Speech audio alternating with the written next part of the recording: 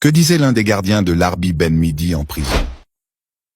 J'étais chargé de garder un homme différent. Il n'était pas comme les autres. C'est ainsi qu'un des gardiens français a commencé son témoignage bouleversant à propos de l'Arbi Ben Midi, l'un des symboles les plus puissants et inoubliables de la révolution algérienne. Il poursuit: lorsqu'on m'a informé que je devais surveiller un prisonnier important, je m'attendais à un homme fatigué, brisé par les interrogatoires, affaibli par l'isolement.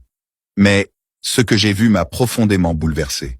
Un homme calme, au regard vif et droit, dont la dignité remplissait toute la cellule. Ce n'était pas un prisonnier, c'était une présence. Il priait en silence, il méditait.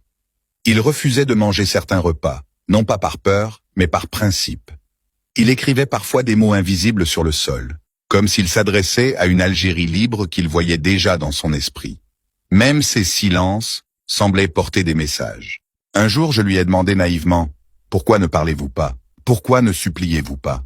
Il m'a regardé droit dans les yeux, avec un calme impressionnant, et m'a dit: « Parce que ce que je défends est plus grand que ma vie. Parce qu'un homme qui vit son honneur est plus mort qu'un martyr. » À ce moment-là, j'ai senti un frisson que je n'avais jamais connu en portant l'uniforme. J'avais en face de moi un homme dont la force n'était pas dans les armes, mais dans la foi, dans la conviction, dans le silence même. Même mes supérieurs étaient dérangés par sa sérénité. Il ne criait pas, ne se rebellait pas, mais son regard suffisait à nous faire douter. Je savais dans le fond de moi que l'histoire retiendrait son nom et oublierait le mien. L'Arbi Ben Midi n'était pas un simple détenu. Il était la voix d'un peuple assoiffé de liberté. Et cette voix, même emprisonnée, résonnait plus fort que toutes nos chaînes.